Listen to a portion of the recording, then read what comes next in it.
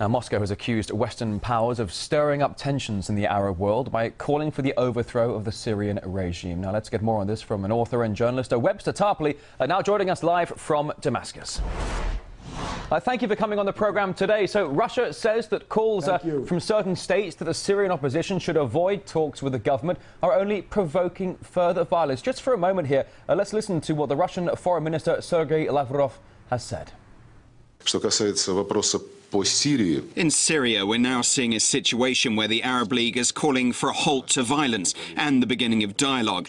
And Western countries and the capitals of some countries of the region are making calls to the contrary, expressly recommending the opposition hold no talks with the Assad regime.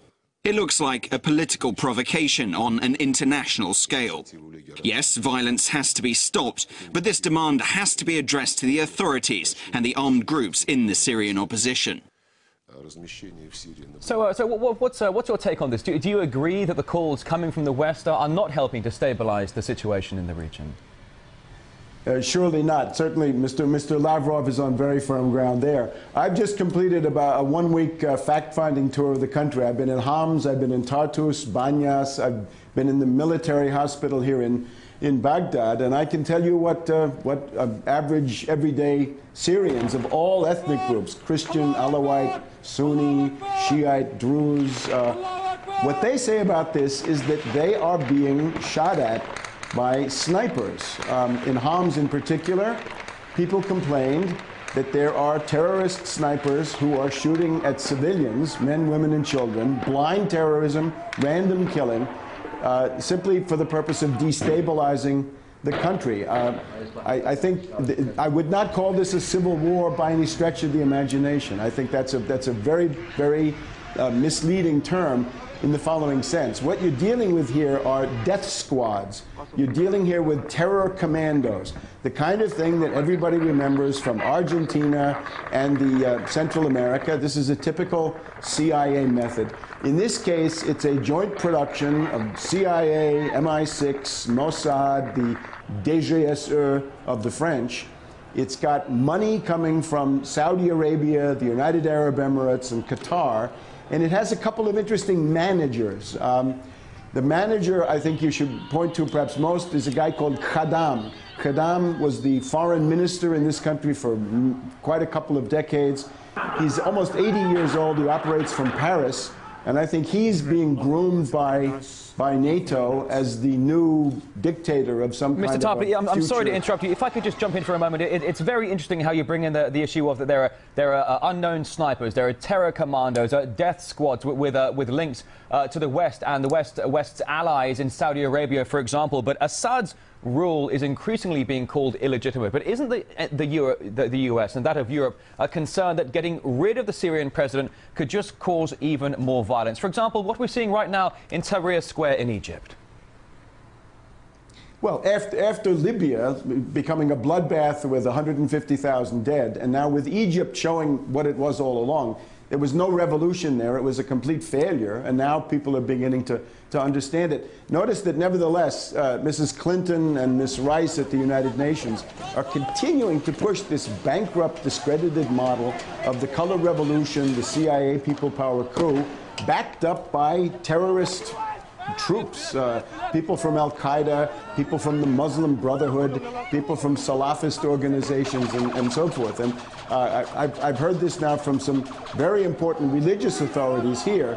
There's a growing movement inside the Islamic community here which says we want reconciliation, we want law and order, we want legality, we don't want fanatics to run the show. The fanatics are being brought in by the Western powers. So the fanatics are coming in by the Western powers. You're seeing a fair amount of unification among the Muslims there. But let's draw some comparisons, if we may.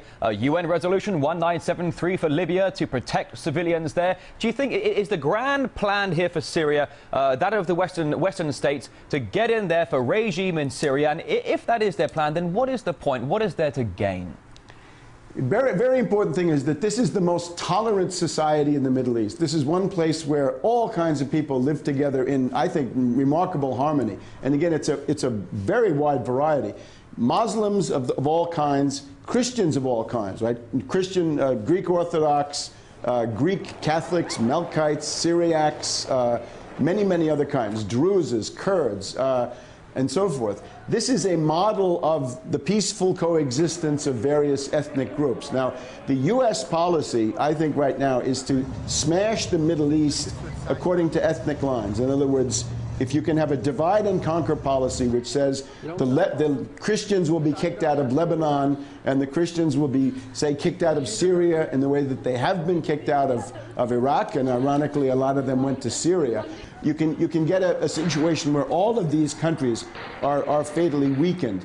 The way in which it's introduced is, if you look at Syria, the main centers of trouble are on the Turkish border, the Syrian border with Jordan, with Iraqi Kurdistan, and then with Lebanon. And I think Lebanon, thanks to Saad Hariri, may be the main one. I'm sorry, we are running very low on time here. I'm so sorry, we are running a lot of time. But if I may, with Western powers calling for restraint on both sides in Egypt, why do they only take a one-sided approach when it comes to what's going on in Syria?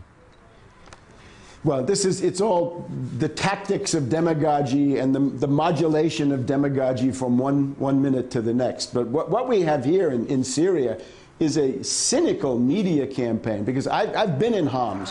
When you go to Homs and you go to the Zahra neighborhood, which is supposed to be the hottest point in the whole country, you find people who are pro-Assad. They're concerned, number one, about mazout. They want to have heating oil because the winter is coming and it's getting cold. And you ask them, what is your demand? They say, we want the Syrian army to come in here. We want the Syrian army posted on the roofs of the houses with helicopters and tanks. Stop these snipers from killing us. Don't let these black hooded figures, which is what they are, pretending to be deserters when they're really maybe from Chechnya, they're from Libya, they're from Afghanistan or Pakistan. Foreign fighters have been brought in here by the CIA and the other Western services, and that is what's going on. And that is, I think, a very large part of it. And in the city of Homs, for example, in one hospital, they were telling us it was 5 dead and 7 wounded on one day. And what was it? It's all snipers. It's all these terrorists who are shooting the civilian population.